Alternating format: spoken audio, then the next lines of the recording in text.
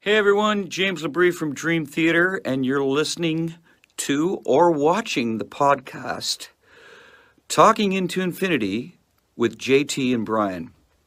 Enjoy this. These guys are extremely informative. I love their dialogue. I love their interpretation of the songs, who and what we are, what we were going after. They're very accurate in their interpretations and descriptions, and I just think this is a great show, and these guys are doing a stand-up stellar job. So once again, enjoy Talking into Infinity with JT and Brian.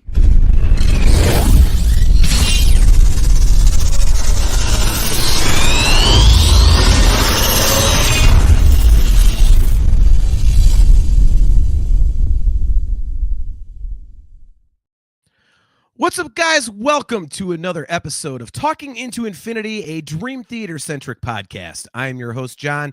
We are live on Facebook, YouTube, talkingintoinfinity.com, and the cmsnetwork.com, as well as the CMS Rumble page. You can find us at these amazing locations every other Thursday at 7:30 p.m. Eastern Standard Time, with the exception of Friday, December 22nd this year, which is our big annual fan hangout show. So don't forget to tune in that week. It is going to be, again, at 7:30 p.m. on December 22nd. That is a Friday. We do it every year. Gorilla Farts will be flowing aplenty.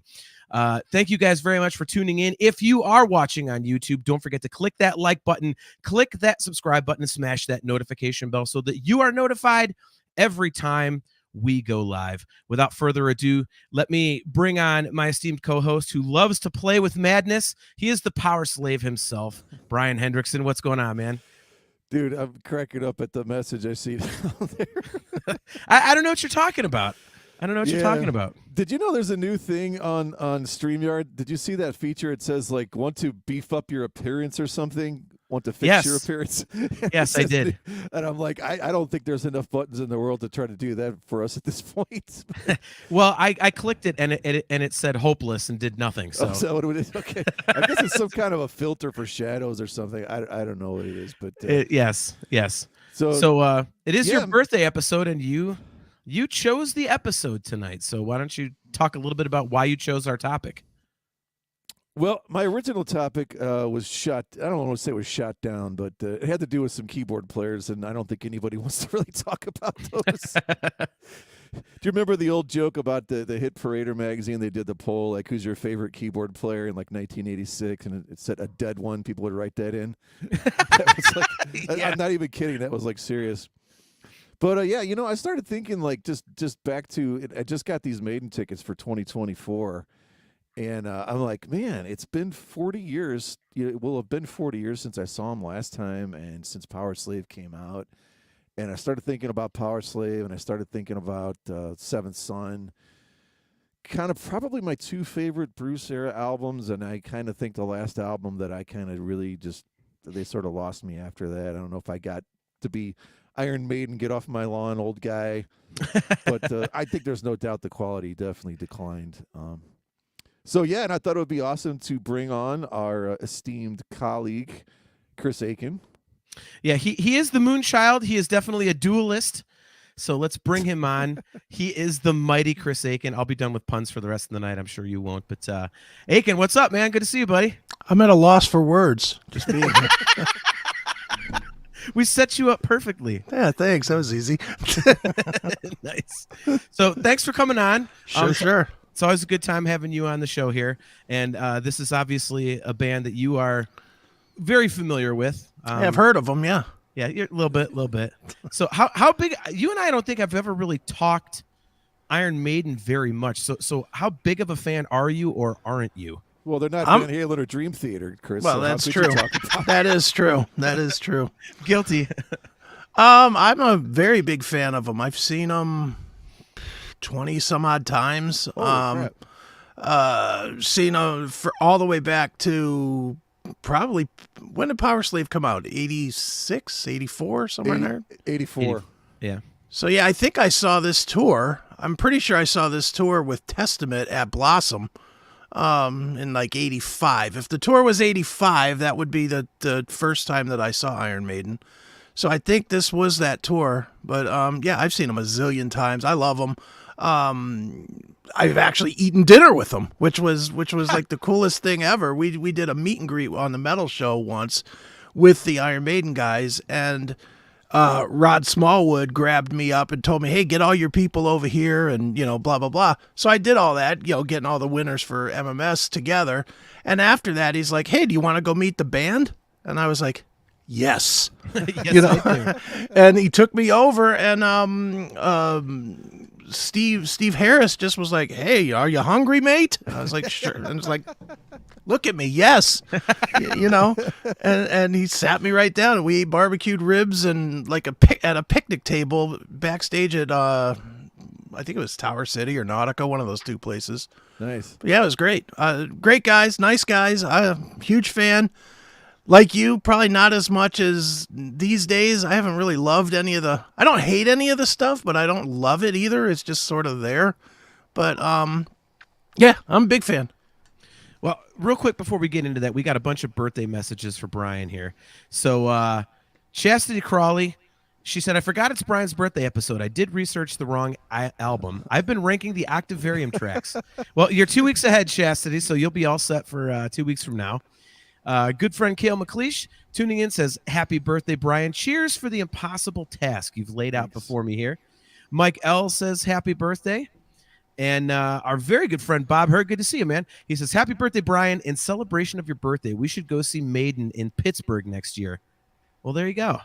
Yeah, I think we are going to do. Are you going, Chris, to that show or no? I may. I don't know. I can't think that far ahead. Well, let me know. We can carpool or something. Hell yeah. There you And go. I'll bring you guys out to Pinball PA. We can play pinball all day and then Hell go yeah. watch Iron Maiden at night. That's fun as hell, dude. So, all right. So you going back to the topic at hand here, instead of Brian almost hitting a centennial. So yeah, the last several Maiden records, they're a weird band for me because I think, Seventh Son was the last great record. I'm one of the few people, I know, Chris, you and I have discussed this, and I actually like Fear of the Dark, and you do not. I think for me, Fear of the Dark was the last one I was like, oh, fuck yeah. I think all of the Bruce comeback records have been not – the only one I think that was really crappy was that Matter of Life and Death, because everything was slow and plodding, and that was a boring-ass record. But the rest of them, I mean, like you said, they're just kind of there. And they're not bad, but they're not great. And I think the problem for me is that they've started recently on the last 2 or 3 records to get into these, hey, we're going to do these like 19-minute songs. And it's like, okay, Iron Maiden cannot pull that off. They, a band like Dream Theater can do it because they're moving all over the place like a million times.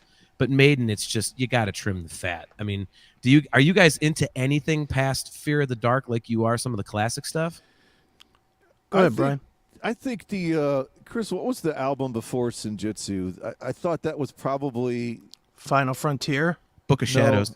Book of Shadows, yeah. Yeah, I thought that was probably the one where they really, it seemed like they kind of got back to some pretty cool stuff, things going on there. Final Frontier had some good moments, but it's like, just the title track itself, it takes about 2.5 minutes to get going. I like the riff, but then it's like by the time you say Final Frontier 45 times. Oh, we have a correction. Book of Souls. Book of Souls, yeah. Sorry, screwed up. Sorry, Cale. Thank you for correcting us. Let's all do an Iron Maiden show, and none of us knows the title to the albums. Yeah, why not? Hey. Cale's our fact checker, so it's no surprise he's the one that called. I love that Master of Puppets that these guys did. It was fantastic. Oh, those crazy kids and their Stay Hungry and their Burn in Hell. That was actually the opener, was Twisted Sister on the 84 show that I saw, so in St. Louis. I could not find my ticket, but I was trying to find tickets from 84 and 88. So could you guys read this? Metallica. Oh, my God.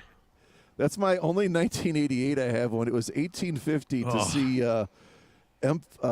Mindcrime and Justice for All. Oh, my God. That's just absurd to think about that.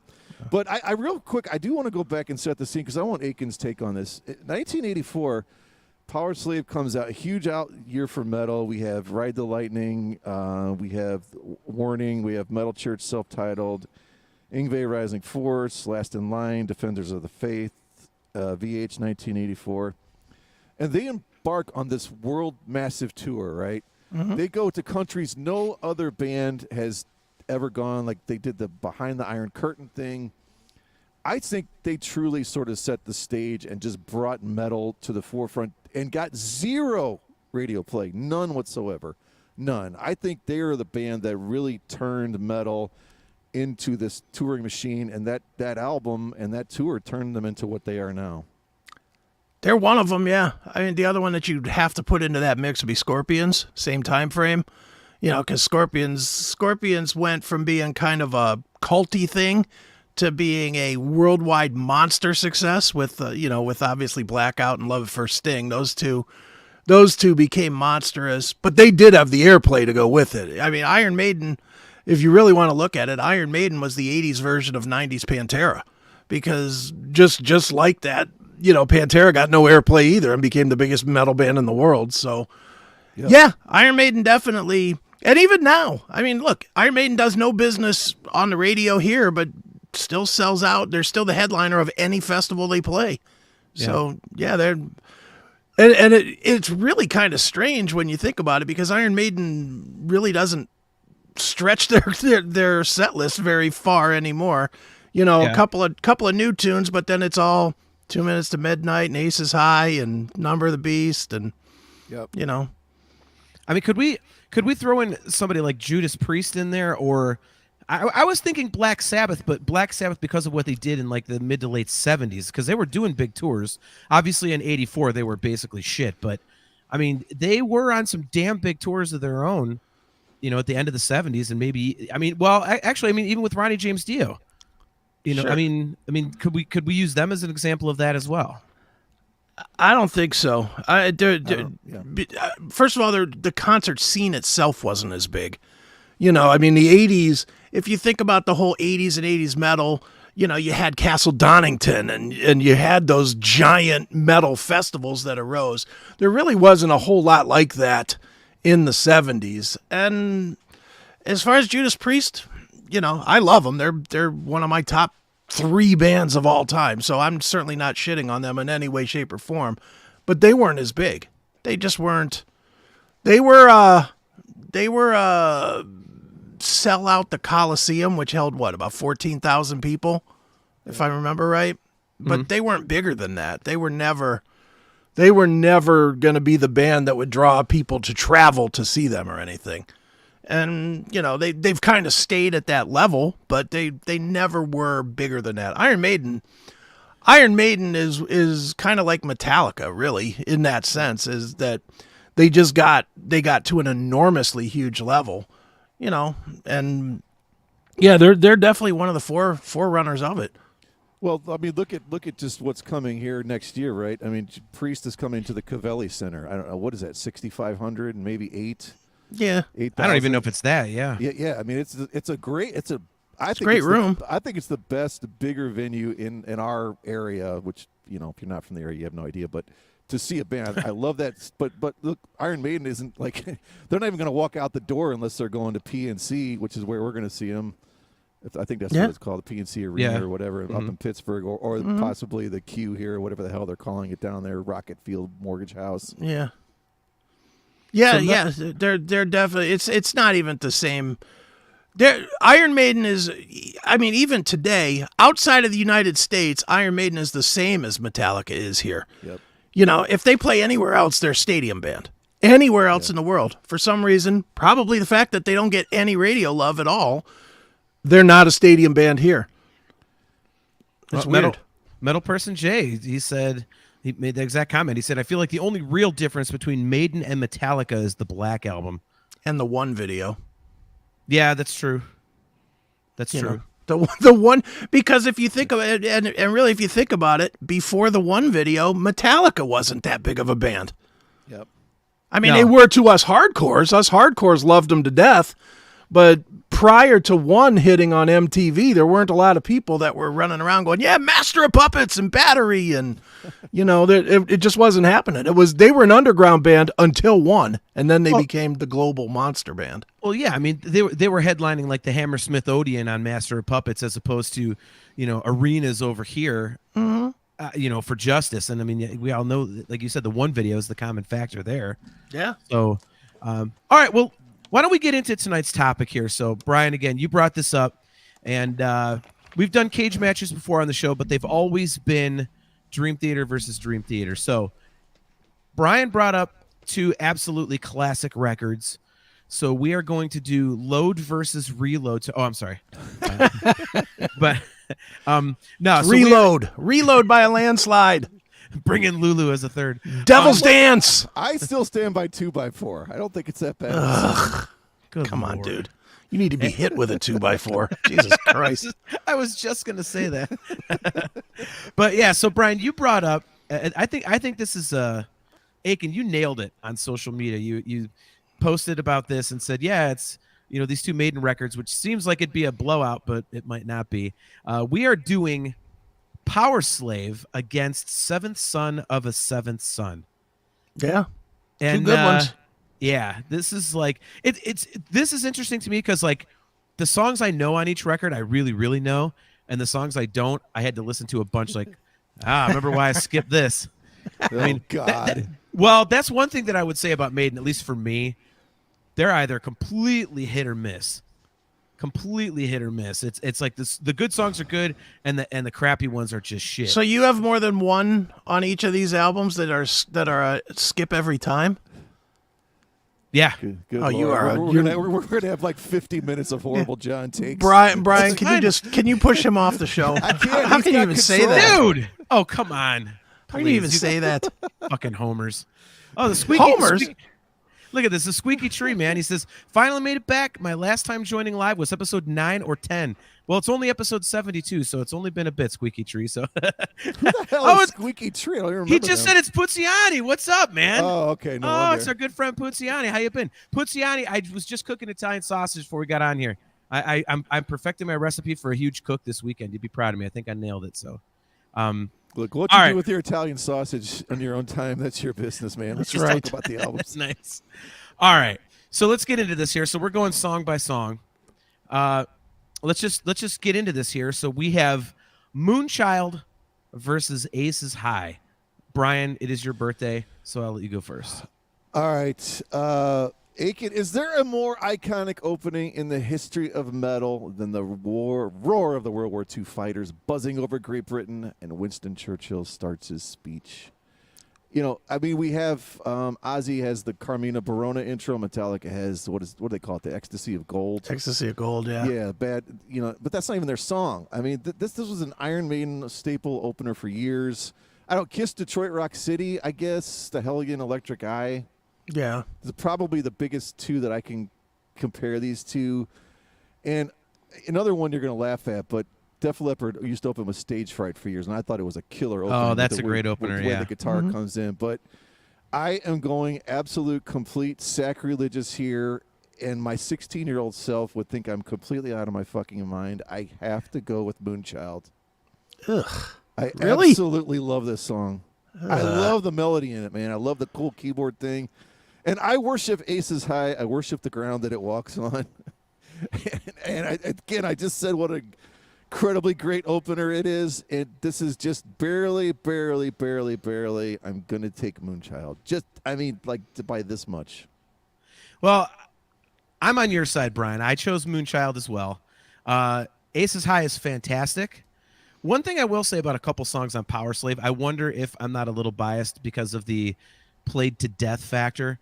I don't think so because I don't listen to it too much, but I know that if I come up against Aces High or 2 Minutes to Midnight or something, I tend to skip them because I just beat the shit out of them for myself. But I'm with you, Brian. To me they're very similar songs. They both got that Iron Maiden gallop to it, that up tempo thing, and I think Aces High is a little catchier, but I like the vocal better on Moonchild, and it's got this weirder vibe that I'm kind of into, and that's kind of permeates obviously throughout the Seventh Son record because obviously it's a concept album, but I've always had a soft spot for Moonchild ever since I heard it. I was like, "Ooh, this is pretty cool." So yeah, I'm going with Moonchild as well. But I mean, Chris, I could see why you would be pissed at us for that because Aces High is just almost untouchable.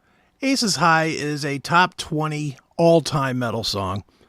Yep. Moonchild, it's hard to get to the actual performance because of that flock of seagulls sounding keyboard intro that enters the song. I love you hear that part.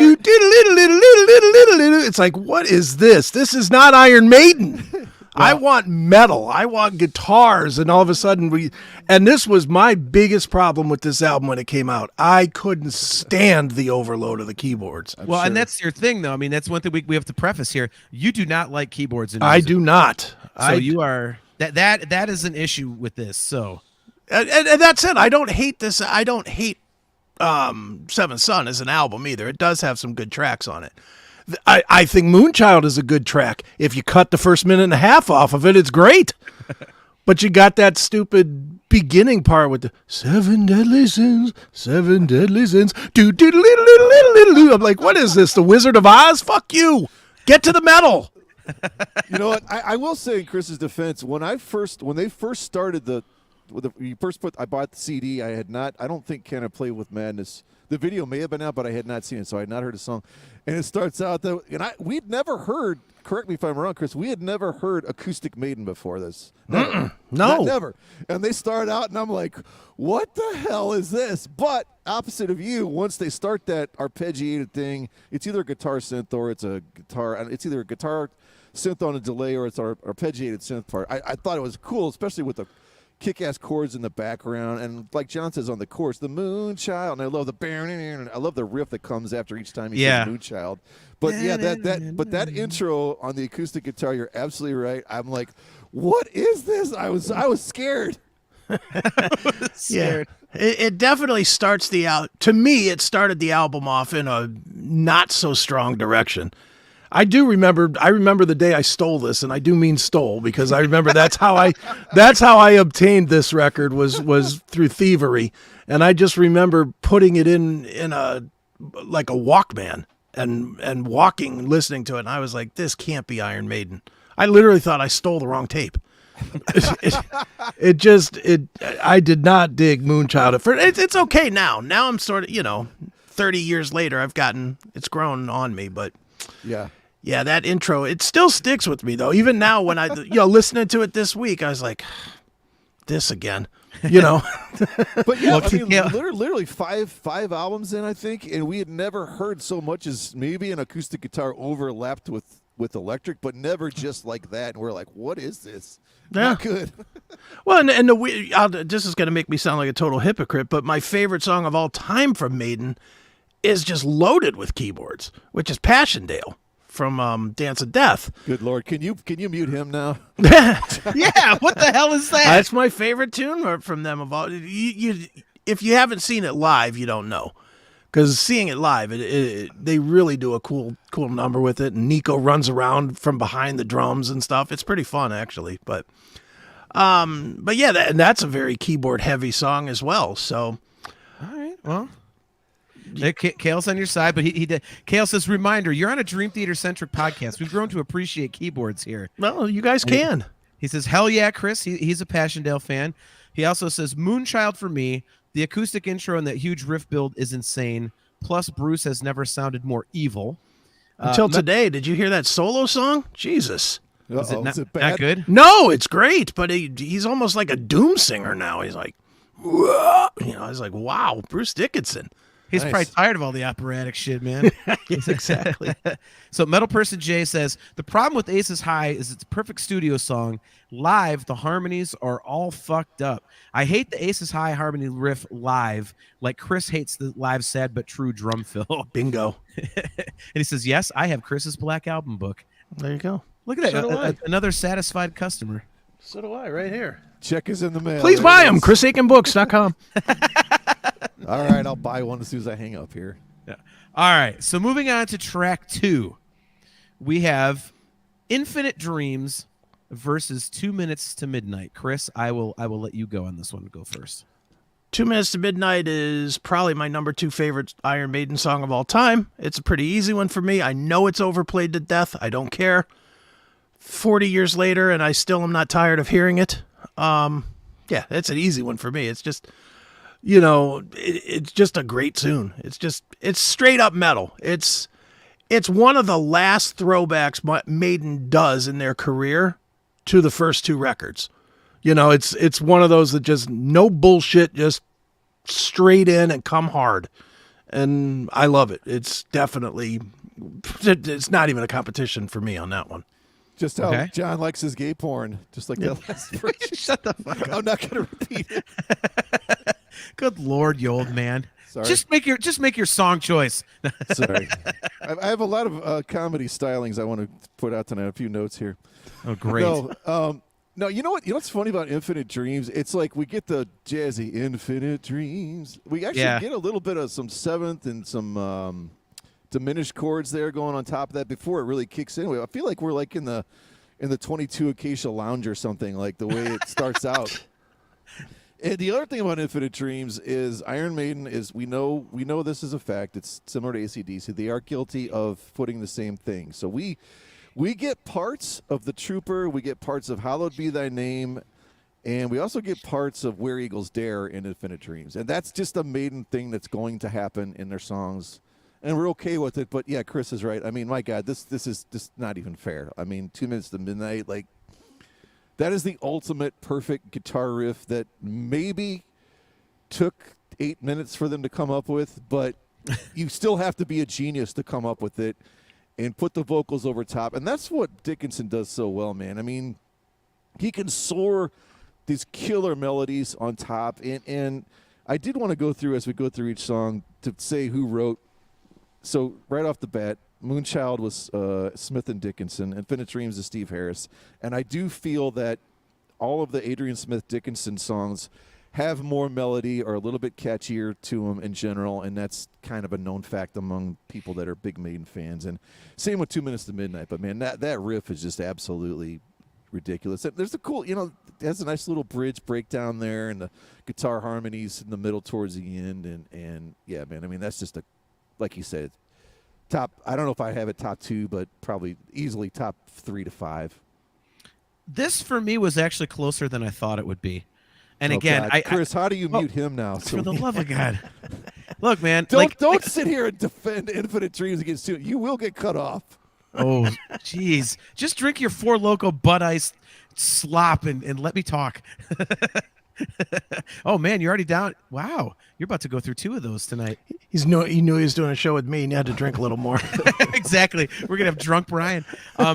Yeah, so this was actually closer for me than I thought it would be. But again, I'm choosing 2 Minutes to Midnight, but I think the reason it was closer for me is because I really did, like, when I discovered Maiden, it was from Live After Death, and I played the shit out of Aces High and 2 Minutes to Midnight. So I think for me, it's like a song fatigue thing. If Infinite Dreams wasn't up against 2 Minutes to Midnight for me, I'd probably pick Infinite Dreams against a lot of other stuff. I really like the instrumentation of it. Like you said, Brian, it's almost like a lounge thing, and it's a very interesting song. It kind of goes to different places, which a lot of Maiden songs do, but some of them do it very clumsily. I think this one does it in a very smooth fashion. So I'm a big fan of it, but you can't deny 2 Minutes to Midnight. Like I tried to make an argument to pick Infinite Dreams, and I would play them back to back over and over again. And I play Infinite Dreams. I'm like, oh man, how do I pick against this? And then 2 Minutes to Midnight kicks in. You're like, you can't pick against that, dude. You can't. There's like an immediacy to it, an attitude to it, and it's just. I mean, it is it's like when you think Iron Maiden, that's one of the songs I think of personally. So I also went with 2 Minutes to Midnight. So that one's a clean sweep there. Let's move on to track 3, which is an easy one. And if you guys say it's not, then you're both, completely full of shit. Can I Play with Madness versus Lost for Words? This is an easy choice. Lost for Words is an instrumental and not an overly great one. And Can I Play with Madness is one of my favorite Maiden tunes. I love Can I Play with Madness, even though it has that thing going for it. I got a fever, and the only prescription is more cowbell. But yeah, I mean, Can I Play with Madness is just a huge, catchy chorus, and it's just everything about that song. Again, it's interesting. That's the thing that stands out to me about the Seventh Son record is that it's more interesting song-wise for me. That being said, I think there's definitely some, while there's highs, there's some pretty big valleys in it. Whereas I think Powerslave is a little more consistent. But, can I play with Madness up against an instrumental? I mean, that's no contest. Even if it was a great instrumental, I love Can I Play with Madness. It's that big, huge, multi-layered chorus, and it's just a really cool, like, the like the jogging guitars over like the kind of slower, like more simple drum beat like that. I love that kind of juxtaposition. So for me, it's easy. Can I Play with Madness? All right, it's lost for words 100%. Are you kidding me? Can I Play with Madness? I love it. Can I Play with Madness is the official start of the downfall of Iron Maiden. It is my absolute least favorite song in their entire fucking catalog. What? I hate this song, and it is the blueprint that everything from Brave New World until today is. It's just melodic just for melody. It's an impression of what Steve Harris thinks Iron Maiden is. No, I hate that song. I'll take Lost for Words. I'll take any other song in their catalog over Can I Play with Madness. Oh my God, you are on drugs. I don't like it. I don't like it. It's just sing-songy schlock, which is not what Iron Maiden was. I will say, Chris, the only thing on that last part of your argument is this is another Smith Dickinson tune, if I'm not mistaken.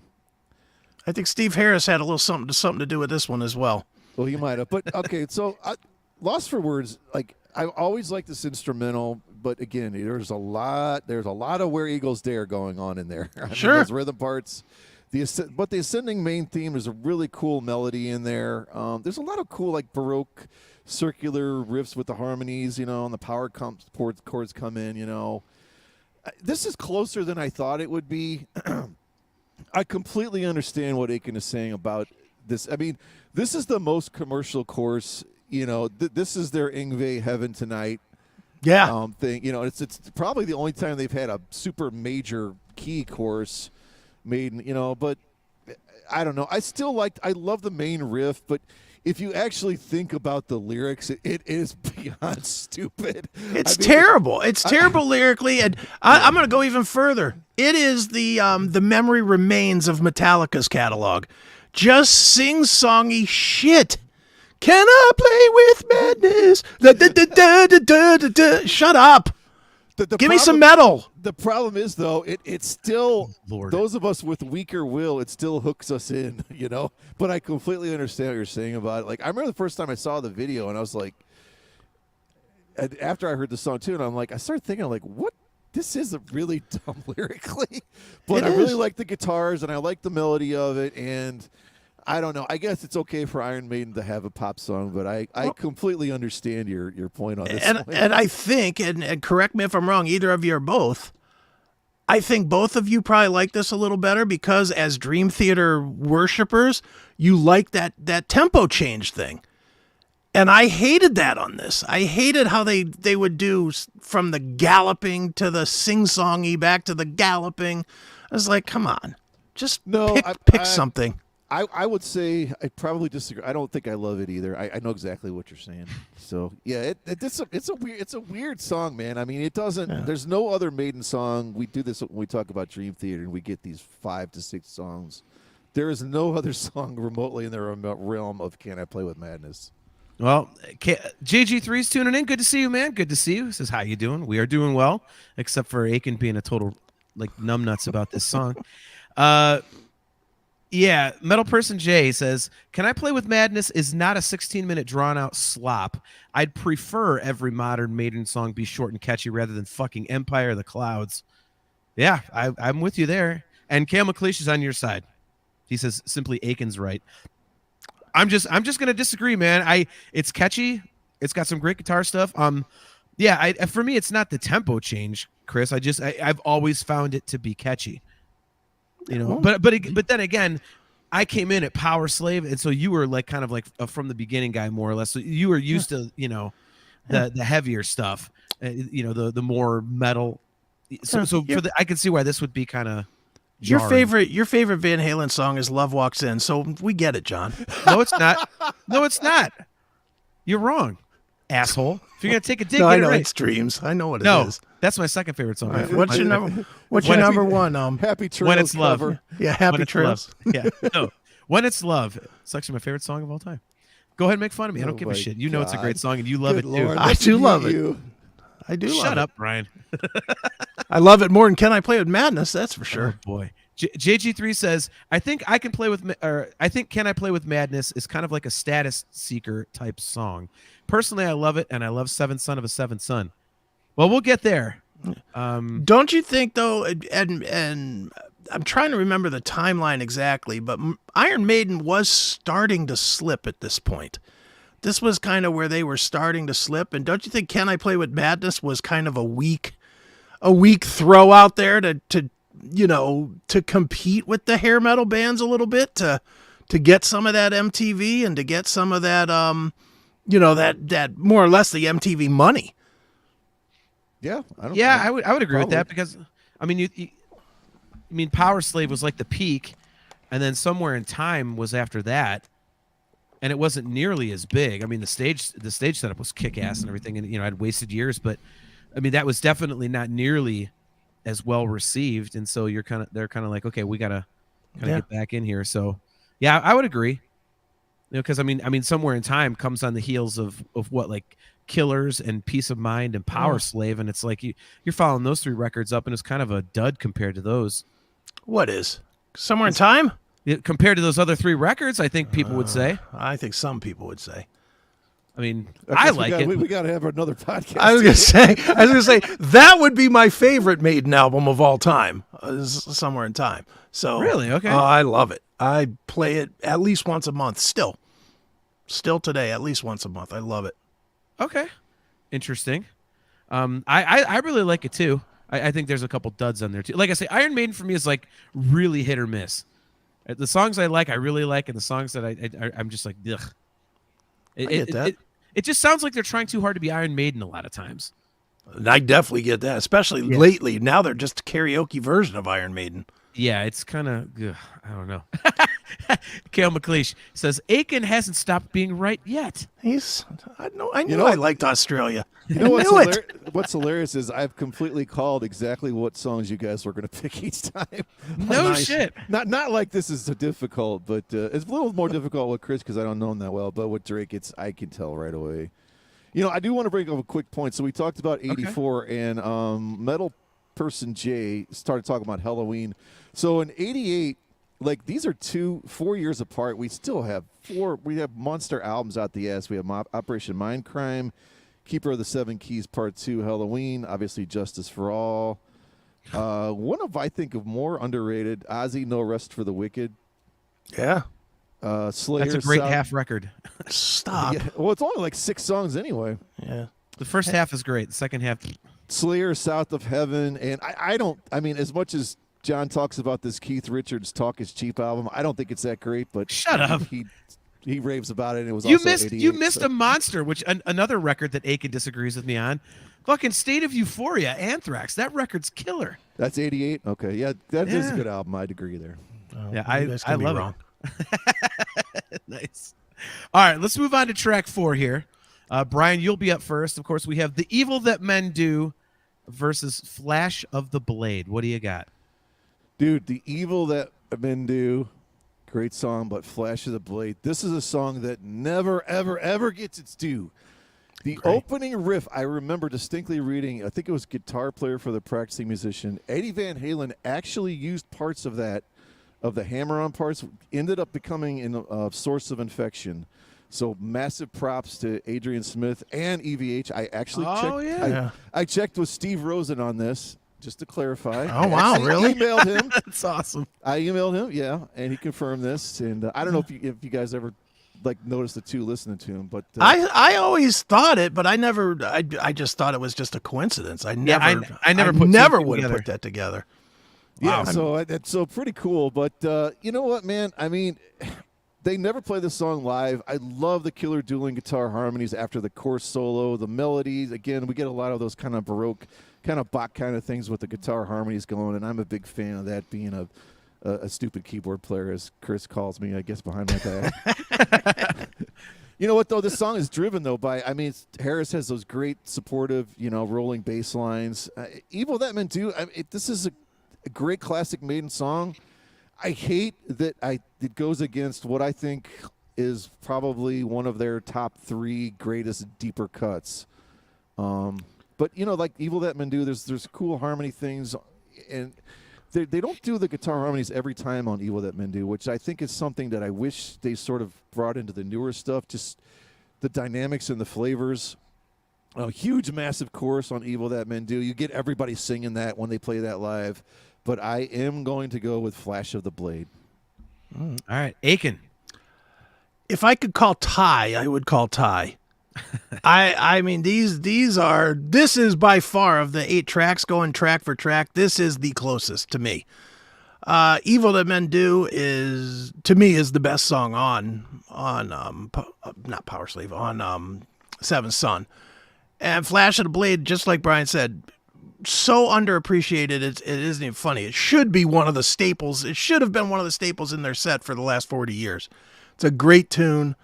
Man, I don't know which one I would pick. Honestly, just because I think I haven't picked anything yet from Seventh Son. I think I'm going to pick Evil That Men Do. But I mean, it's literally like by a note, and if Flash of the Blade has anything to do with Van Halen, I got to go against it. So Evil That Men Do. JG3 already took you seriously on the Van Halen thing in the chat. He thought you were like bagging Van Halen. I had to comment. I was like, no, dude, like Akin and I are about the 2 biggest like Van Hagar honks you'll ever meet. So don't worry about that. Brian, I mean, I think to your point, and yours as well, Chris, Flash of the Blade is, doesn't receive the due that it should. The reason is because it's not great, and you guys are, I don't know what you're smoking. It's okay. That riff is cool, but you know what else I noticed about the riff? There's something different in the guitar tone on that. It sounds fucking fat. That is a great guitar tone on that riff. So I mean, I really like Flash of the Blade. I mean, don't get me wrong. No wonder Van Halen stole it. I don't care. Van Halen stole it and did it way better. But I mean, it's good. But the Evil That Men Do is one of my favorite Maiden tunes. I love the Evil That Men Do. It's got this, again, it's got that weird vibe to it, kind of like a darker vibe. Flash of the Blade has some really cool instrumental stuff going on. So that's the part that I really like about it. But just all the way around, the Evil That Men Do, it just has an awesome aura to it for me. And it's kind of quintessential Iron Maiden. It's got the, all the harmony guitars and, like you said, the flavors there, Brian. It's, I really like it for that reason. It's always been a song that stood out to me. Flash of the Blade just really didn't outside of the opening riff. I'm sitting here, and you guys know the band better than I do. So for me, like looking at these songs, I'm like, all right, what can I sing?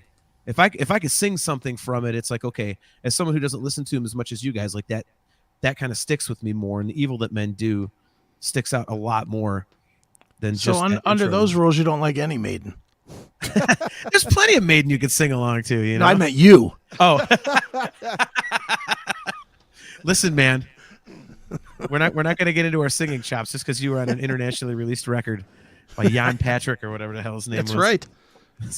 The Kale brings up a good point. He said he does Evil That Men Do in his sets, and that is a song you can strip down and do acoustic, guitar, piano, whatever. And there are very, very few Maiden songs I think that you can like kind of take and do that too. And that's always, John and I've talked before, that's always the mark of a really great song. Can you sit down with just, a rhythmic instrument like acoustic guitar or piano and play it and still make something cool out of it? And you absolutely can. There's a million covers of Evil That Men Do online. There's one of, I think, maybe a country singer. It's a younger girl singing it. It sounds killer what she's doing to it, but that's what I like about that song. Metal Person J is right with you, Akin, with the tie. Says this one is the closest to a draw for me. I got to go with the Evil That Men Do. It's got a better chorus. I would love Flash of the Blade live though. Yeah, well, you're never gonna get that. Yeah, no. JG3 says I can actually sing Evil That Men Do pretty well. It sits in my vocal range where it's not out of it like a lot of Maiden stuff. Maiden is interesting vocally, Jay, because I mean there's some really high stuff, but for me it's a little bit harder to sing the kind of stuff like Be Quick or Be Dead is a little more difficult. And the one thing that's always fun about Maiden is how many times Bruce Dickinson will end a word like and you can just hear him like pushing that vibrato. It's like it's just so comical sometimes, but it's so goddamn good. But yeah, so for me, Evil That Men Do. I'm currently sitting at 3 songs for Seventh Son against 1 for Powerslave. What are your guys' counts at? You're the opposite, Chris. I'm You're the total opposite. I'm 3-1 on Powerslave. What about you, Brian? Besides being on mute. Besides still being on mute. I was trying to look at my votes. What are we at? Song 5? Yeah, we've done 4 so far. I think I'm half and half. Okay. That's what I always thought. Right. Nice. All right, so moving on to track 5, we have Crap versus Crap. We have Seventh Son of a Seventh Son, the title track. Oh my God. Versus the Duellists. You are absolutely smoking. Go ahead. Akin. No. Akin's up first. I would go with the Duellists. Obviously, it's older, it's better. Seventh Son kind of violates my number 1 rule, which makes me not even qualify to be on this show, but it's way too fucking long. Right. It's way too long. I don't like long songs very much at all. Seventh Son is very long. There's about 5 minutes of it that you could cut out and make it into a decent song. Like all of Dream Theater, it's very undisciplined writing. Oh, it just no. I'll go Duelist. Even that's too long. That's probably 6-7 minutes long, and it's it could be cut down as well. But I'll take the Duelist. At least it's got that kind of crunchier sound. Yeah, I'm with you, Akin. I'm actually choosing the Duellists. Seventh Son of a Seventh Son, I think, is needlessly long. Obviously, being a Dream Theater podcast, I don't mind longer songs if they're done correctly. And Seventh Son of the Seventh Son is not. And it's right off the bat. It's not. And it's not even really interesting throughout. The chorus is just saying Seventh Son of a Seventh Son over and over again. Yeah. And then afterwards, just whoa, all the whoas. Like, okay, like you're out of ideas. Like, let's trim the fat off of this sumbitch and get to the point. Like, I'm not a fan of that at all. I wonder what it is about this song that made them want to name the album after it. Well, it's the concept. It's the whole concept. Yeah, I get it, but I don't know. It's such a crappy song. If you look at the other 7 songs, I think they're all better, except for Can I Play With Madness? But you guys all disagree with me on that. Yeah. But. No, I would completely agree with that. I think this is by far the weakest song on the record. It's got some cool instrumental stuff after that middle part, which is absolutely pointless. That's a perfect example of what I was saying earlier, where Maiden, like, when they try to like throw different parts in and go, and get a little proggy, sometimes it works and sometimes it is really ham-fisted. And this is a perfect example. That middle part, like, what the hell are you doing? And the Duelist is just not great by any means either, but at least it gets to the point and it's over quicker. So, so I'm going with the Duelists. So. Well, nothing like following up 2 horrible takes, so at least I can talk some sense. Look, Metal, Pearson, JG3 are both on my side. You guys are, I don't know what the God's name you're smoking here. The Duelist, and Chris will Brady appreciate this. The Duelist is basically it's the extended version of Quest for Fire. Like Quest for Fire, I think we took 5 minutes to write the main riff, right? Yeah. Maybe they took 9 on the Duelist. I do like where some of the dueling guitar parts go. What's kind of dumb to me is we have Flash of the Blade and then we have the Duelist, and the only person really that excited about songs about crossing swords is probably John. I don't think it's that great of a What the hell's wrong with you, man? So I don't need to hear 2 songs about swords crossing in a row. Maybe John does, but that's why he loves it so much. That was damn good. That was damn good. The thing I will say about the Duelists and the newer Maiden, I did double check. They only take 52 seconds to start the lyrics, and that's what this crap with the newer stuff. Sometimes you're going borderline a minute and a half to 2 minutes before we get any words. Yeah.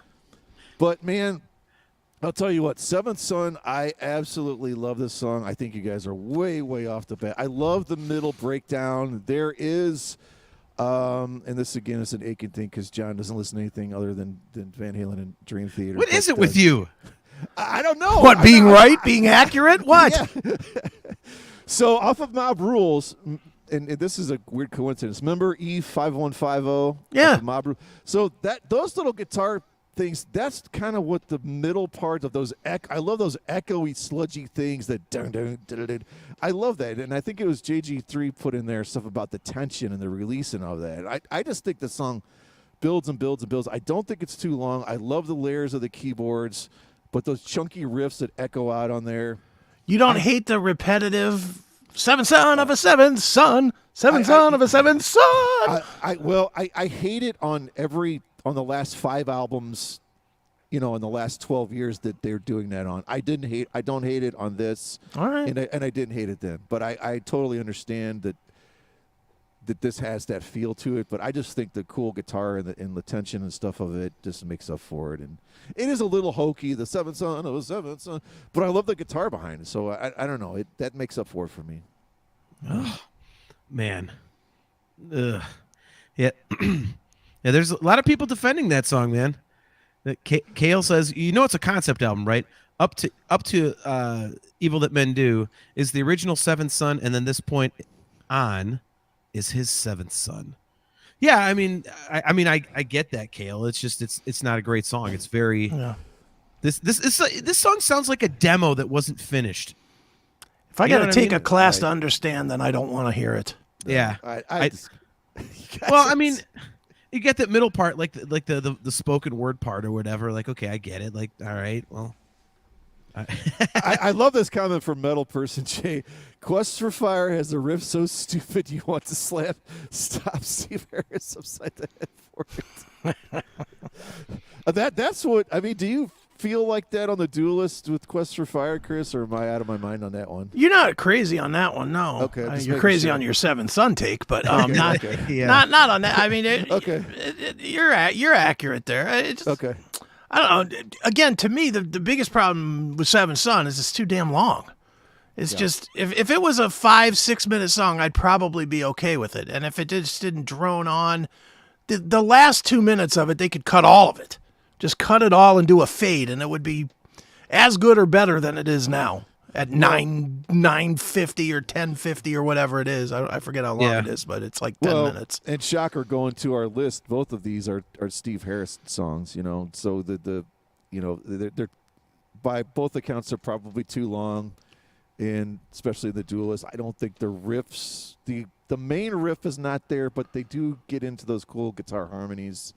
And I like the vocals on it, but again, we need 2 songs back to back about swords and fencing or whatever the hell it is. Yeah, doesn't the lyrics start with like slapped with a glove or something?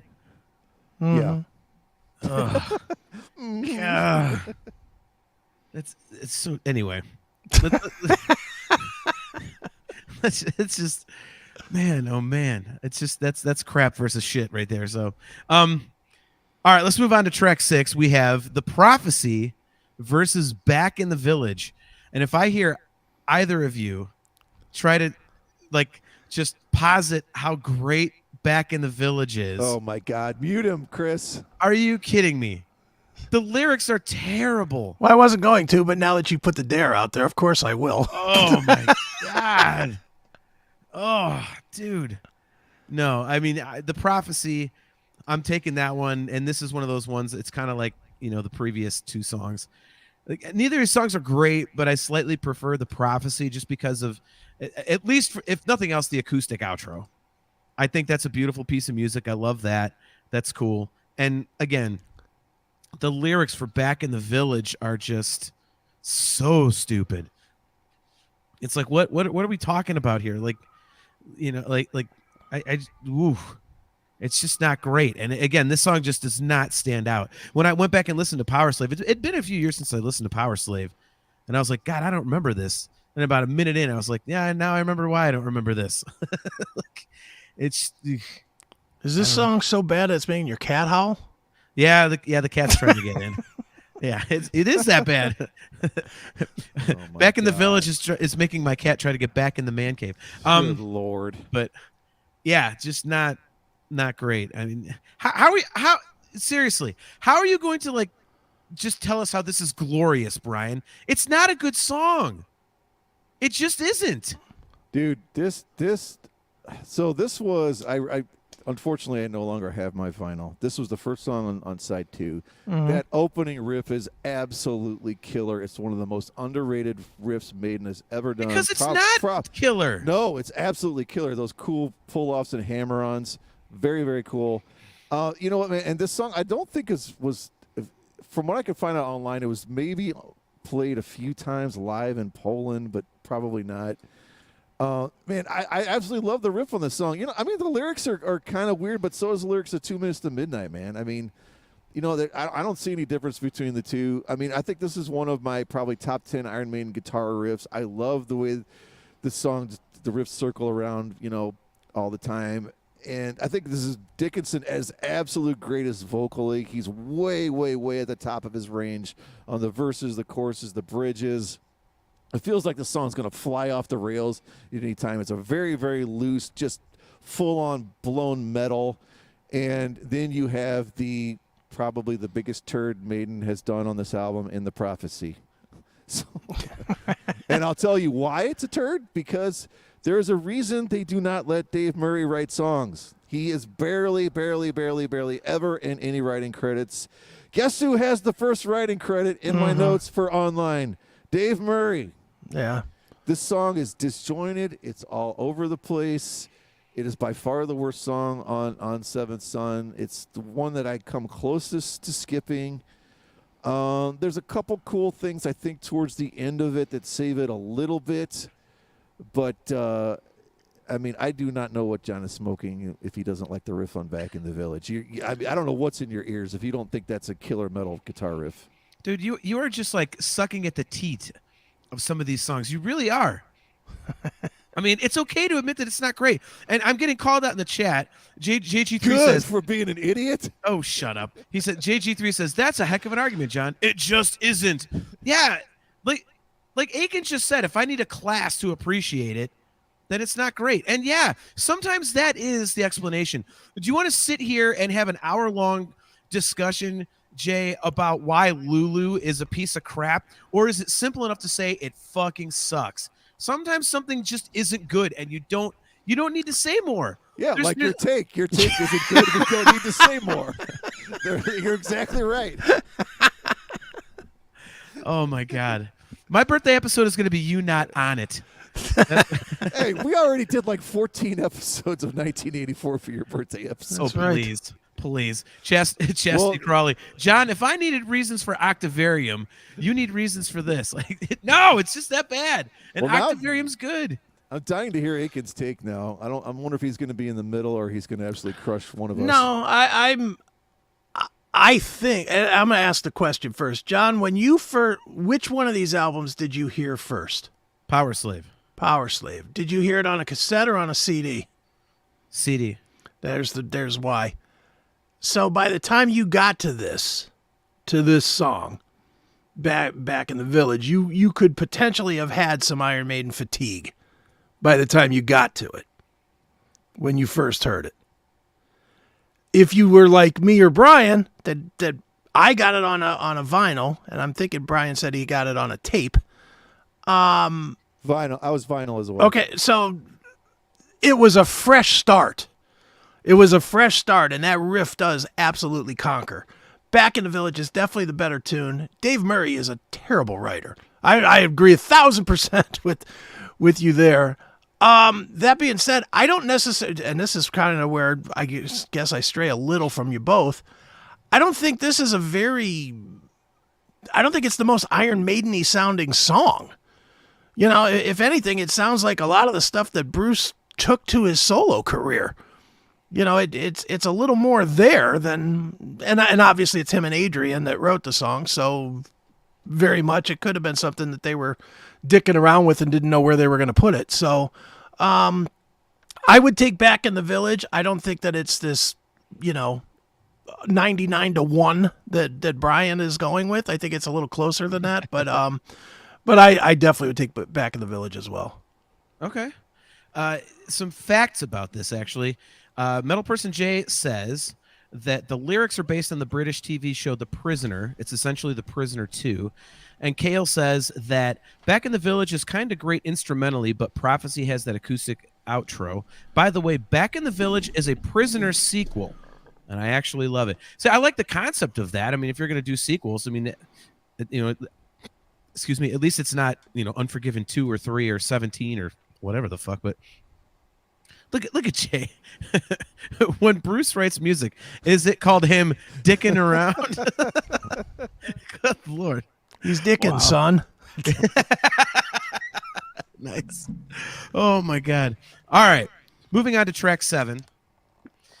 We have what is for me the most difficult choice on the record.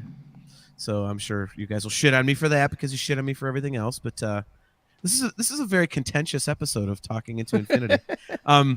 Yeah, so we have the Clairvoyant versus Powerslave. Brian, you are up. Again on mute. What is it with you? Sorry, I was just making sure I didn't. All that cocaine he did before the show is getting into his throat. I'm just waiting for the edibles to be legal here. He's got coke lip. No, you know what, man? I'm actually going to, after completely thinking John was out of his mind, I'm going to kind of agree here. This is, I don't know, man. I love the, obviously Powerslave, a killer intro. You feel like you're going back to the pyramids of Egypt. You have the Maiden staple of the double accents on the snare from Nico, the calling card. That Steve Harris galloping bass line as well, guitar melody before the chorus. I mean, this is metal heaven. We're talking about Egyptian gods lyrically, right? What is this? This is metal 101, One of probably their best melodic solos in that little breakdown they have. I like the way they mix the tempos. The song kind of builds and builds and builds. I think we end up with almost 3 full solos by the end of this. But man, the Clairvoyant, I mean, there's a lot of great, cool synth pads that Chris absolutely probably totally hates. Yep. But I think I was waiting for that. I think they really fill out this song. I do agree that they probably do overdo it just a tad on these keyboards, and he'll probably say one note is overdoing it. But they're a little saturated. But man, you know what? My difference between, and I'll interested what you guys think. The difference between these two albums is I think that Powerslave is carried by guitar riffs, and Seventh Son is more carried by guitar, sort of melodic themes, right? 2 Minutes to Midnight, that's just a flat-out riff, you know what I mean? But then things like, like the Clairvoyant's perfect example. Those are guitar melodic themes, and I think it's one of the coolest things they do, and it's kind of major sounding, and I don't know. I'm going to probably just barely put Powerslave over this. I almost want to go back to where Akin did a tie. This is way, way closer than I thought it would be. All right. Powerslave. I knew it was going to be that for you. I don't want to hear the Human League doing Iron Maiden, so I'll pass on the Clairvoyant. I will pass on the Clairvoyant. This does not sound like Human League. This is just, there's, again, I want Maiden to be a metal band. And the keys in this take that away from them. And I'm not trying to say that if you use keys, that makes you unmetal. I'm saying the oversaturation of keyboards on this album makes it unmetal. It reminds me a whole lot, same time period of Rush, when Rush all of a sudden decided that they needed keys and synth and all that in their music. And they went from being a really good rock band that was inventive and different to just trying to get on MTV. Glass Tiger? Glass Tiger, another one. Unfortunately, I saw them live once. But yeah, the Clairvoyant I hate. I do not like the Clairvoyant. And Powerslave, come on. It's the title track, for God's sakes. It's a great song. JG3, send Chris Akin back to his Adrenaline Mob podcast. I can't Not hear this me. in my ears. Not me. Adrenaline Mob? No. Yeah, I think you got somebody else, Jay, because Akin's with me. We are not Adrenaline Mob guys. Yeah. No, I don't like their drummer. As long as they're not doing their own songs, the Adrenaline Mob is fine.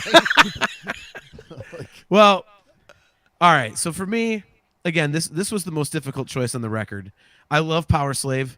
There's a killer cover out there with Chuck Billy singing on it, which is just hilarious to hear Chuck Billy singing Iron Maiden, but it's pretty cool. So definitely, I think this is the heaviest song on the record. I think by far, at least for me. I love Powerslave. It's a great song. This is two heavyweights just going toe to toe. But the Clairvoyant, there's something that I've always loved about this song. There's like 4 different unique, interesting parts that you can look at, like the bass, the bass intro,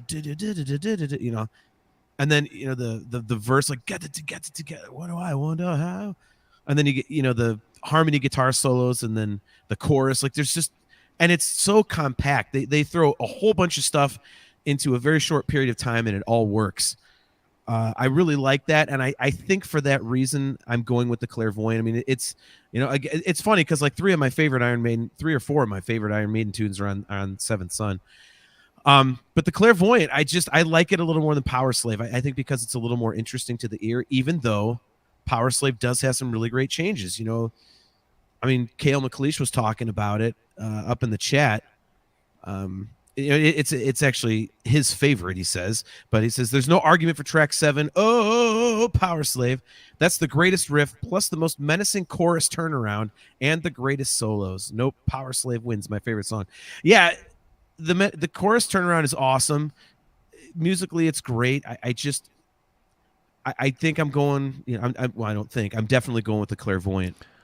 I will say this: the live version of Clairvoyant that came on the reissue, much better than the studio version. Yeah, that song just fucking slays live, man. Yeah. Why? Because there's 0 keyboards? Yeah. Well, yeah. Yeah.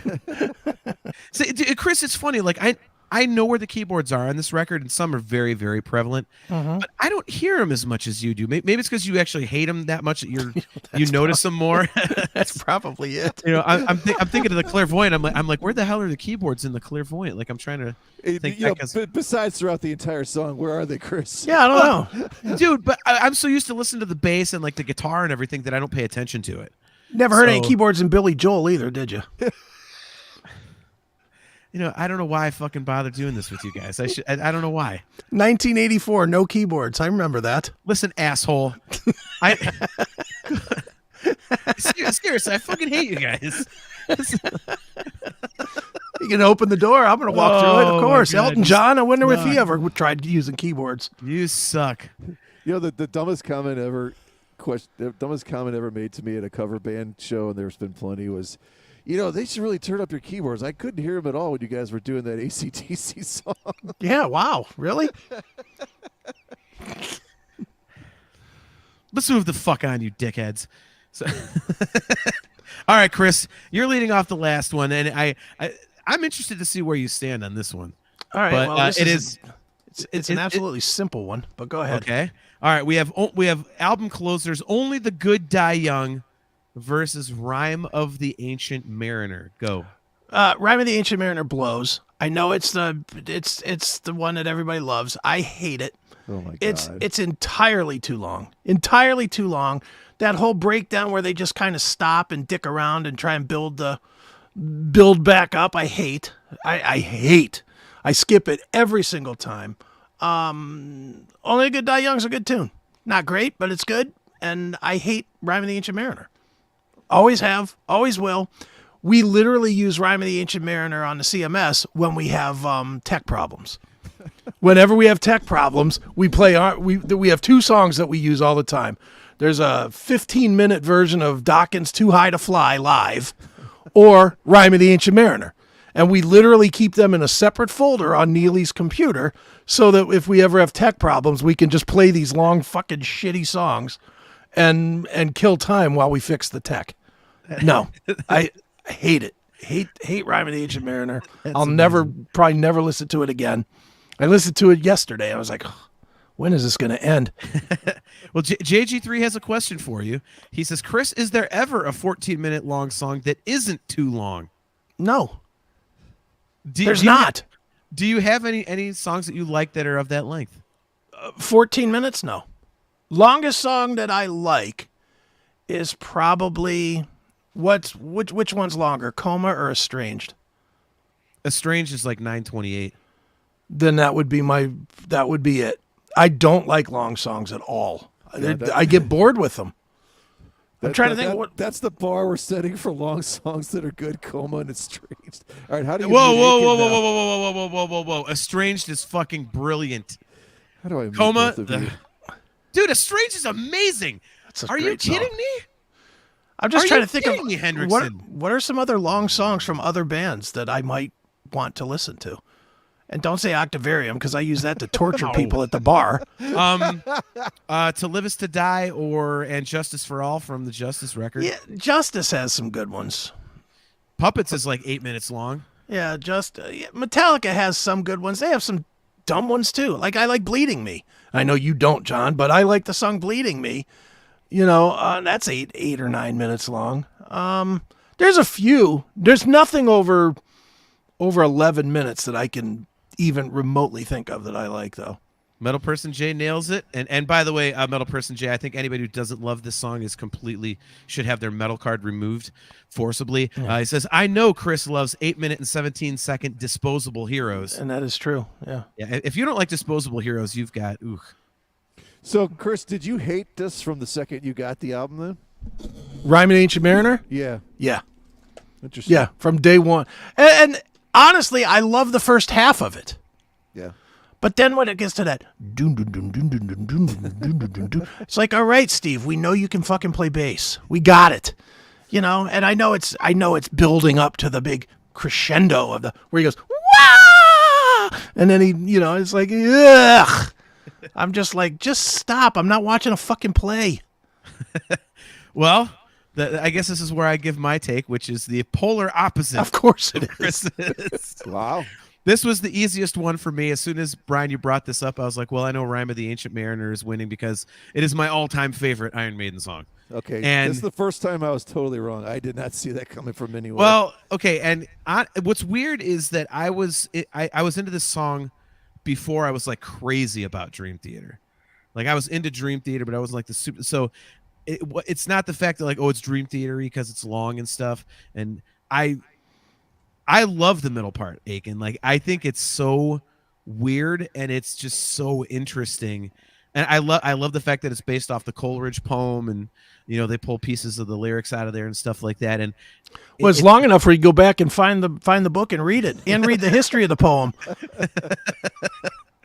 I love it, man. This song is very interesting to me. It's what is it like 14, 15 minutes long or something? And it Brian, this is a perfect example of songs we've talked about on the show that are really long but don't feel like it.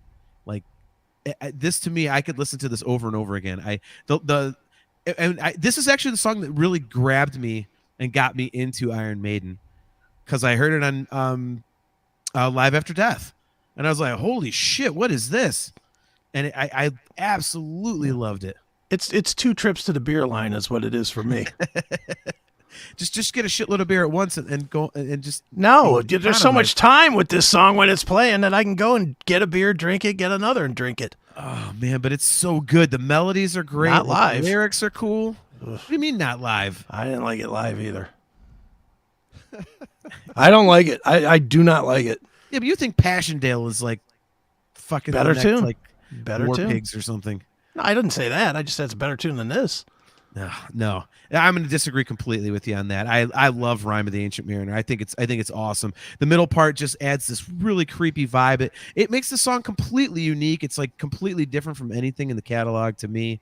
I'm not as well versed in the catalog as you guys, obviously, but from what I've heard, which is most of it, even if only in passing, I love it. I think it's a kick-ass tune. Again, this was basically the song that grabbed me and got me into Maiden, and to this day, it has remained my favorite song. I absolutely love it. So this was such an easy pick for me. So I finished out at 5-3 for Seventh Son of a Seventh Son. So that record took the win for me.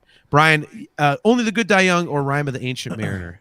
So I'm kind of in the middle of the two of you here. I agreed with Chris initially. I actually did not like this song at all when I first got the album.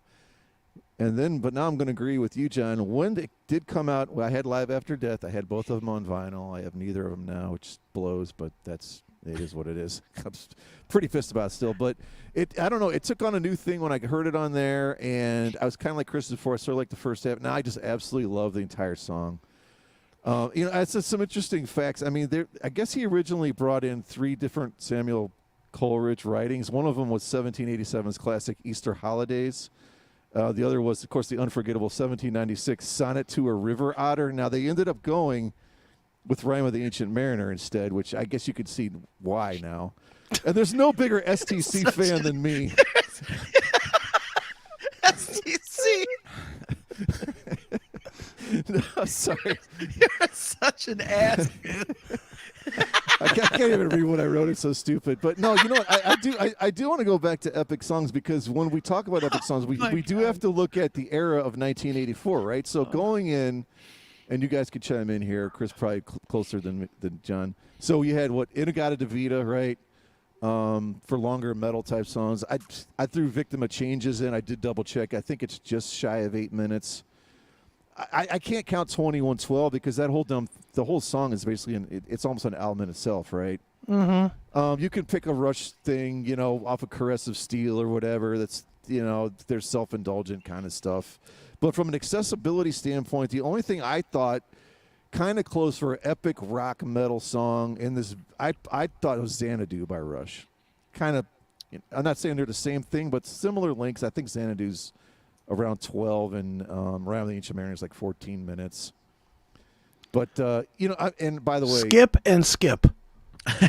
Yeah. But when I'm talking about Xanadu, I just want to make sure that it's the Rush song, not one of the greatest movies ever made by Olivia Newton-John that wasn't Grease. But, God damn it with you. Dude, I love the middle part of this song, man. It's like John said, man. It's such a movie. It's like a mini metal opera. I mean, it's dark, literary, historical, fantasy fiction. That's Maiden 101. That's the kind of stuff. It's just like it's like a 50-mile-an-hour fastball ball down the plate. Steve Harris knocks it out of the park. I think it's their crowning achievement. And I fully admit I did not like the song originally, but you know what? It grew on me, and it has that feel now, like John says, where it doesn't feel that long. Only the Good Die Young. I think it's a great album closer. I like the fact they get right to the point on this song.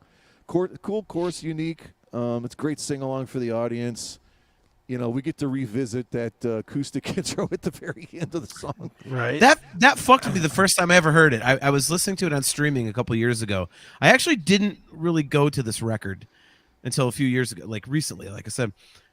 And when Last it went week. back in, yeah, I listened to it for this podcast 3 hours ago. But yeah, when it went back into Seven Bloody Hopes, I went, God damn it! Did I hit something? Did I skip back to the beginning of the record? And you went, no! I will say the very end of Only the Good Die Young, like John's played enough cover bands as I have, like it has that just complete train wreck of an ending, like. Okay, yeah. We got to end the song. Yeah. Like it, and then there's like I don't know. It's about 3.5 to 4 seconds and 7. At least I'm like it's kind of stupid. I think it's almost fitting. Like they sort of start the album like really sort of stupid and you're scared, and then they end it sort of stupid and you're scared. But the middle parts of it are like amazing. Yeah. Well, I mean, I get it's supposed to like make it like a circle. It's like a loop, I suppose. The seventh son of the seventh son and the seventh son of the seventh. But yeah, it kind of threw me for a loop. Like I said, the first time I heard it. So, So what do you have score wise, Brian and Chris? Where do you guys land? Go ahead, I don't know. Chris. I'm 6-2 Powerslave, Okay. and that seems right.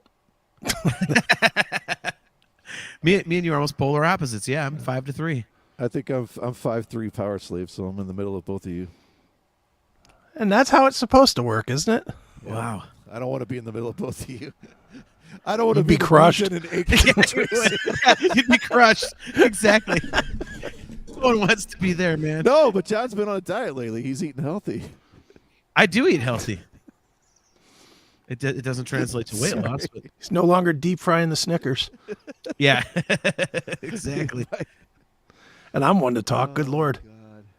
Well, like I said, me and you, fat jokes just aren't, you know. We can make them because we're fat. Right. Yeah, I don't. So I get. So I mean, just back to the original concept here. I mean, Akin, you said online. I mean, you're at 6-2 for Powerslave, but you did say online Yeah. that it seemed like it was going to be a landslide, but you thought it actually wasn't. So was this actually a little bit closer than you figured it would be, or were you just kind of teasing the topic? Well, a little of both, to be honest. I mean, yes, I was teasing the topic to get people to watch, but at the same time, even by saying 6-2, that doesn't mean that I hate any of the other songs. The only song I really don't like is "Can I Play with Madness." That's the only song of these two albums that I absolutely will never listen to. Rhyme Ancient Mariner, probably won't listen to that much because it's just too damn long. Yeah. You know, unless I have something that needs half a day to do, and then I'll put it on as like background music. But yeah, I mean, both albums have their place. You know, and like I said, neither are in my top 2 Iron Maiden records or top 3 Iron Maiden records. So, you know, these are kind of middle of the pack Iron Maiden for me. You know, if I was putting them in order, I would put these two probably. I'd put Powerslave at like 4 or 5 maybe, and wow. and I would put Seventh Son somewhere in the 14th. not that bad, because it's definitely not a Matter of Life and Death bad. That's a bad record. Just these colors don't run. Shut up. You know what? Let them run a little bit off my player. You know, Jesus Christ. Right. But you know, it's not that bad, but it definitely is in the same boat as No Prayer and Fear the Dark. Oh wow. On the kind of lower tier of the initial good era. Wow. Okay. That's where I would put it. I mean, if we're rating them, Somewhere in Time is first, Number of the Beast is second, A Piece of Mind would be third, Killers be fourth. Then you get into all the other stuff. JG3 says, Chris got the X Factor on top 5 all time. Sure do. Kale McLeish, screw you guys. Matter of Life and Death rocks. All right, Kale. Yeah, no, that is. I will never forget listening to that record and going, all right, when does the upbeat like Maiden come in? And I got to the end of the record and it still hadn't happened. I was like, what the hell was that? Well, and if you want to really put an FU to Maiden, that would be the time. They go out on tour, they play that whole stupid record, and then they play like 2 other songs. Yeah. With Bullet for My Valentine as the opener.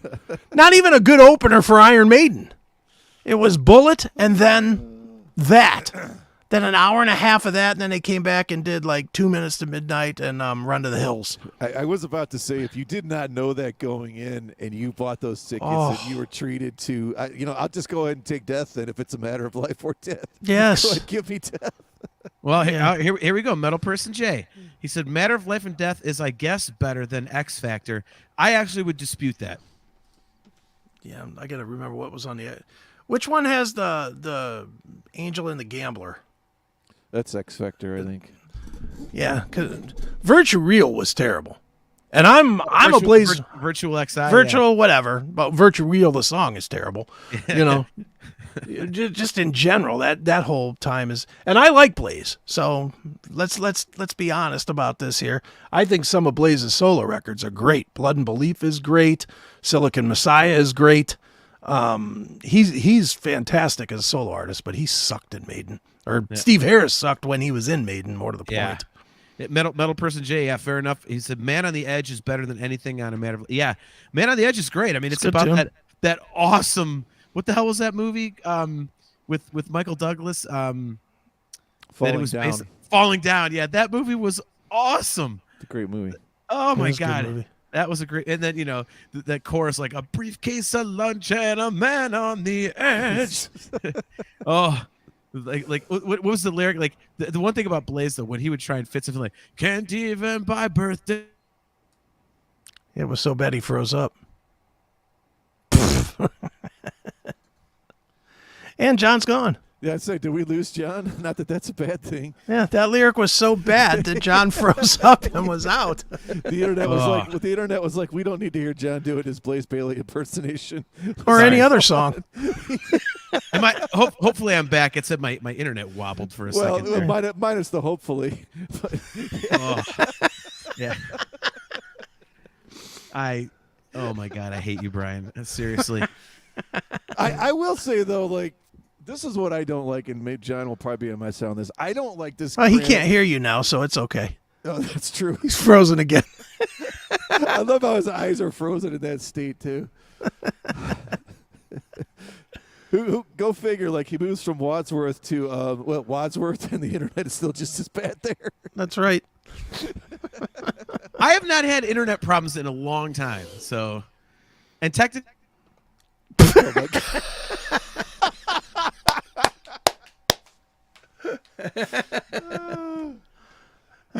You just can't, no matter how much you try to convince someone, you can't rub two squirrels together and get electricity. Don't do silence, you assholes.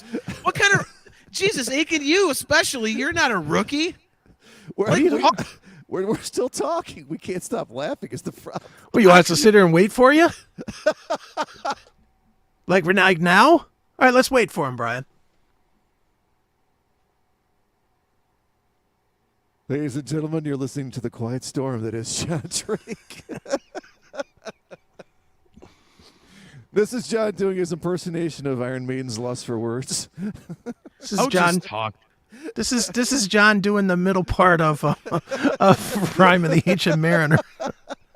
Just boring. This is going to be great for listening back. It's just going to be us laughing like the last 20 minutes. That's all right. Oh, my God. So, yeah, well, we're going to have another Maiden episode, man. Now that I know, like, your favorites and stuff, I would love to debate sure some Maiden stuff all day. Dude, I'll do it anytime you want. We can do it on a Chris Akin Presents if you want. If you don't want to do it on you guys' show to pollute your show with that, I'm always game. Well, so. I mean, if your internet like holds up for an entire show, that would be a win right there. Well, it has so far. So yeah, I mean, what do you think is the future for Maiden? Because there wasn't there rumors of McBrain is like done with touring, or they're all done with touring, or Dave Murray is, or I've heard that, or I know they just don't. I think a big part of it is it's such a huge production that it's like very difficult to put together the whole production and everything. But right. I think the signs are out there. The fact that Dickinson is putting out a solo record and he's looking at it's the best you've sounded all night. It's because I'm silent.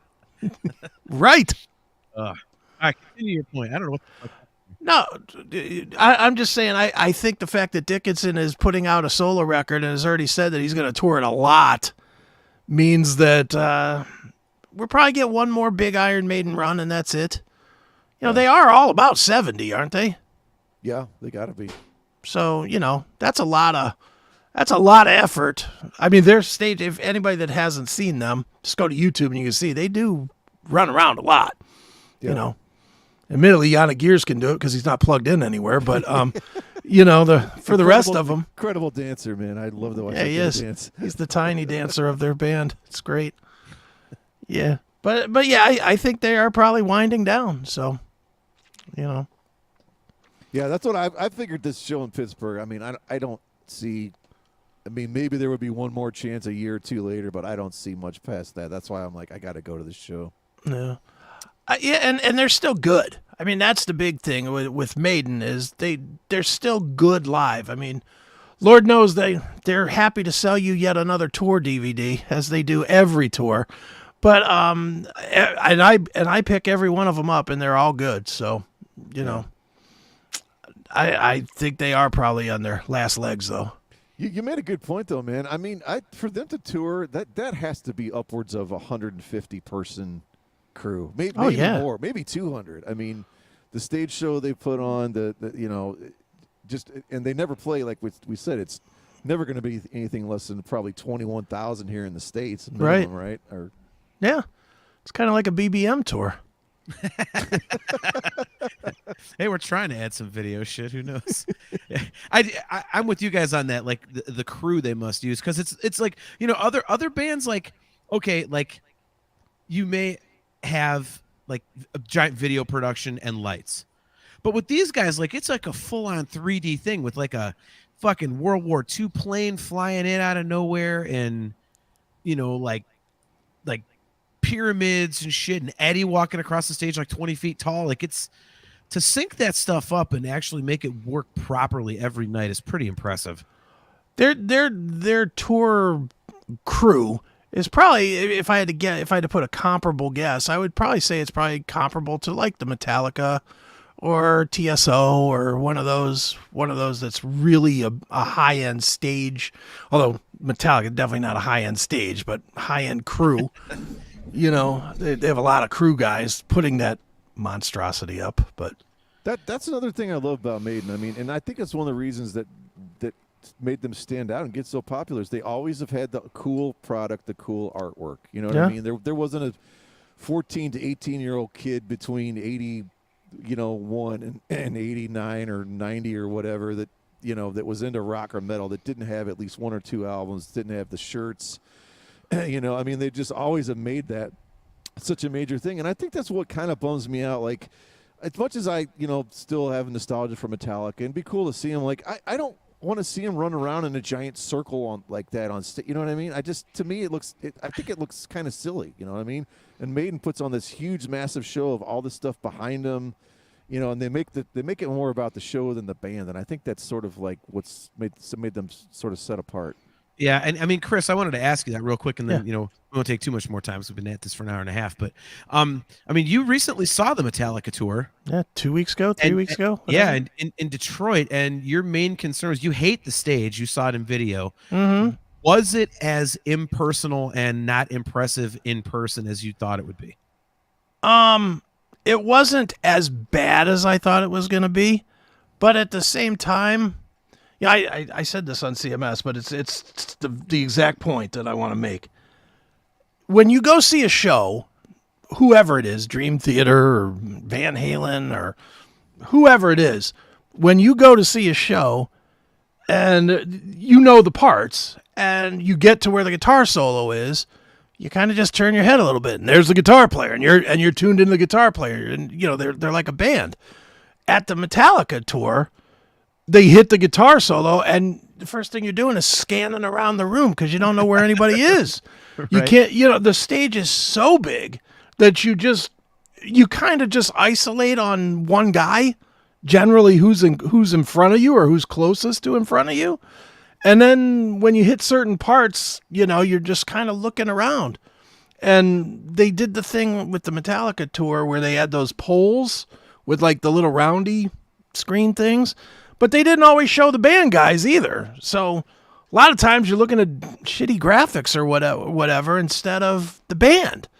And I don't know, I didn't like the staging very much. I mean, I was very happy that I caught a good show. I caught the old school show that had all the old school songs, which was good. But as far as Metallica shows that I've seen, and I've seen them, that was my 44th time seeing Metallica. And it was definitely the lowest end as far as staging that I've ever seen. And that includes some Blossom shows that just, they just show up and play. Yeah. It was okay. I mean, it sounded great. They definitely have the energy. I was happy that there was a little more "fuck you, James" than there was "hey friends." I was happy about that. But whatever. I went to see Pantera anyway. I just hung out for Metallica. Well, and Mammoth WVH, of course. I saw him too. Yeah, amazing live. But yeah, I totally agree with the impersonal thing. To me, it looks, because what you're doing is, you just kind of see the guys, they run around, and then if there's a break or something, or where they don't have to do something super serious, then they're like high-fiving a fan right there. Yeah. And you're just watching these guys just run in these circles the whole time. And I don't know, there's there's just something weird about it. Like I don't know.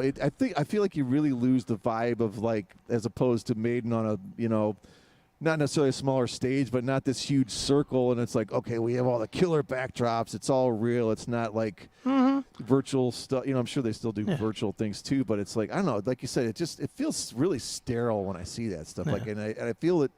You just don't get the same experience. Sonically. Well, I get what they were trying to do. I just don't think they did it well. You know, and you swing and a miss. I mean, apparently even the biggest band in the world can make a mistake. But they, what they were trying to do is they knew their popularity level after the pandemic and whatnot. They knew that they were a stadium type of a band, and they wanted to try and give everybody a good view.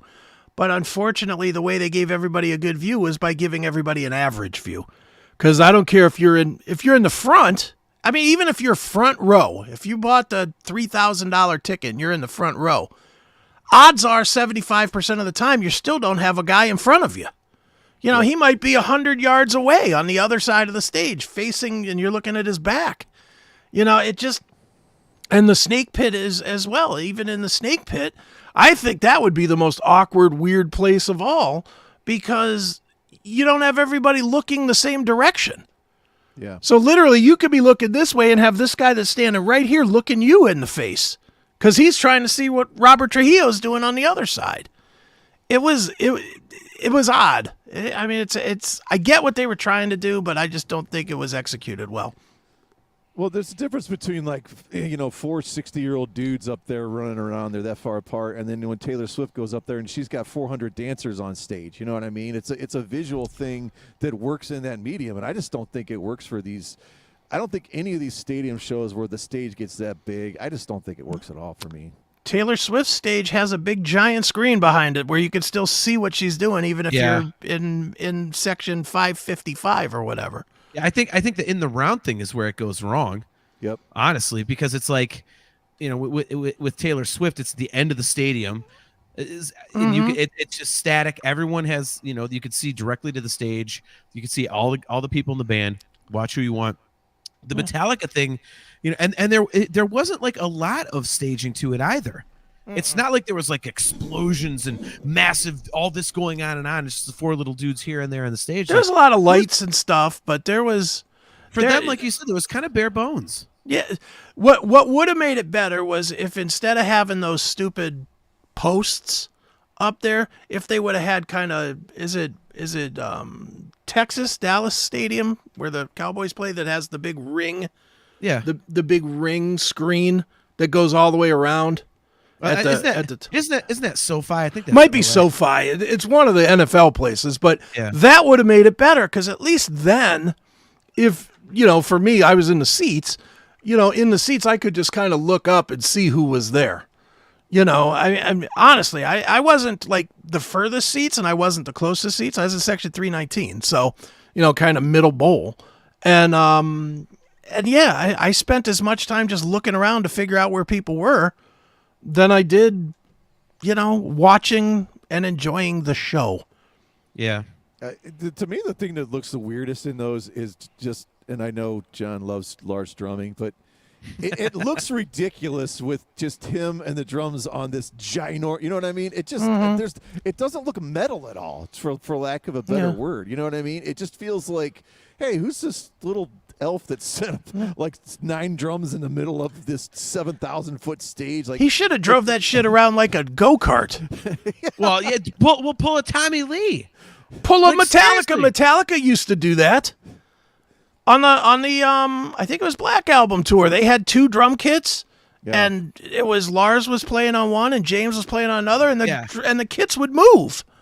The kits would move back and forth. You couldn't tell me you couldn't put them on a track on that big giant stage? Just have it kind of go around so everybody can get a look? Well, see, that's something that'd be cool. Like, again, like, I know they did that Akin, like, where one would come out of the floor and then the other one would come out of the floor, whatever. Yeah. Like, but, I mean, do the Tommy Lee thing and have it move around the stage so it's like, you know, Lars is constantly moving. Like, so that everyone, like, that would be kind of cool. That would be interesting. It would, I mean, it'd be something cool to look at. It would take attention away from the fact that he is absolutely as putrid a drummer as there is. Like, just put a GoPro on his head and you can watch him make all those dumb faces. Oh, great. Ugh. Just have the GoPro play the drums. It would be better. Jesus Christ. Well, all right. Well, on that note, why don't we jump out of here, Akin? I'm gonna dump you, but hang out backstage real quick. We're gonna close up the show, and then we'll talk a little bit. But before we go, thank you so much for coming on, dude. It was awesome. It's always a blast bullshitting music with you, even if I am taking the proverbial beating as I usually do. But yeah, I love you, man, and thank you very much for coming on. I know it's kind of short notice on a busy week for you, so all good. All right, so where can everybody find you, man? Do your plugs here. Classicmetalshow.com, theclassicmetalshow.com. CMSPN if you want all the shows. Chris Akin Presents is chrisakin.net. Chris Akin Books is all my books. Blah, blah, blah, blah, blah. Pinballpa.com, AkinITServices.com. GoFuckYourself.org. I know you hate the plug, so I had to set you up there. That's fine. All kidding aside, go to Chris Akin Books, guys. He's got a couple of amazing reads out there. They're absolutely fantastic, and they kind of run the gamut.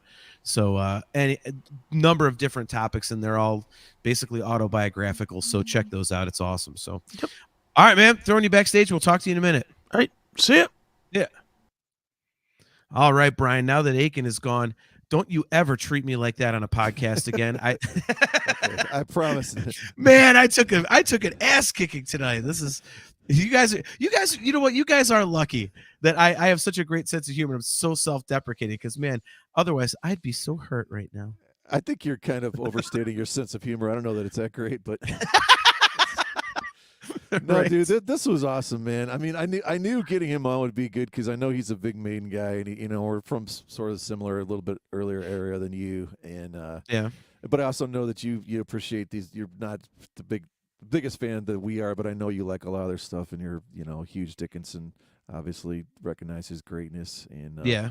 it was fun, man. I mean, it was like I actually did a ton of prep on the show, and I probably could have came in and not done an ounce, but I'm glad I did because I had a blast, man. I appreciate being able to do this. We kind of last year we let you. I said, whatever you want to do with your birthday, you're like, we did. I think we did Eddie or 84 or whatever we did, and Yeah. this should be a tradition, man. As long as we keep this going, comes birthday show, figure out what you want to do. We just roll with it, and that was fun, man. Yeah, no, I agree. Dude, it was a blast. When I was listening to those keyboard tunes, I was like, okay, this is cool. I just couldn't think of an angle to, how are we going to promote this? And you're like, you know what? Let's just do Seventh Son of a Seventh Son versus Powerslave. I was like, oh, fuck. All right. Well, now that I can do. Okay. Right. So, I was really happy to do it because it was an interesting comparison for me because, right off the bat, like I thought, years ago, I would have said, oh, Powerslave by a mile. But as time has gone on, Seventh Son has, I think, become my favorite record, oddly. So, I wanted to go back to Powerslave and kind of compare them, and it was really fun. So I thought it was a great topic. So good suggestion on your part. So much appreciated. Obviously, what day is your actual birthday? Tomorrow, December 1st. There you go. Okay. Yeah. All right. So 3 hours here. There you go. As we said, you'll be 86 years old. You don't look a day over 94. Right. Especially with your Coke lip there. So, so that's good. But yeah. So all joking aside, man, hope you have an awesome birthday tomorrow. Love you very much. Like this whole show is your idea, and it's always a blast doing it. And we've got a couple awesome things coming up. Obviously, we've only got let me think, 2 more episodes for the end of the year. So obviously, the next one we are going to be here on, let me think, the 14th. Is it the 14th? I can never get my days straight. I should probably look this shit up before I do the show close. You would be the 14th, yes. Okay. So yeah, on Thursday, December 14th, we are going to be right back here at 7:30 p.m. Eastern Standard Time at all these amazing locations. And we are going to be ranking the songs of Octavarium. So Chastity, save your notes. You can use them in 2 weeks. So yeah, we'll be doing our song ranking episode number 3, I believe. And it's going to be Octavarium. So we're going to rank those songs. And then a week after that, our big fan hangout, our yearly episode right around Christmas. It'll be on Friday, December 22nd. Why does that sound wrong to me? I just feel like now the dates aren't. I don't know. I don't know what date it is. No, that's right, because Christmas is on Monday. Yeah. What? Oh, it's okay. I know why. Christmas is on the 25th. I am so fried from work that it's like, oh God, I'm just out of it. But anyway, so yeah, so Friday, December 22nd at 7:30 p.m. Eastern Standard Time, we are going to be doing our annual fan hangout, and we've got a number of great co-hosts lined up. Our good friends Chastity Crawley and Kale McLeish are coming on. We've got Heinrich from Germany. He is going to talk to us about his time actually working with Dream Theater over in Germany back in the mid to late 90s with the record label.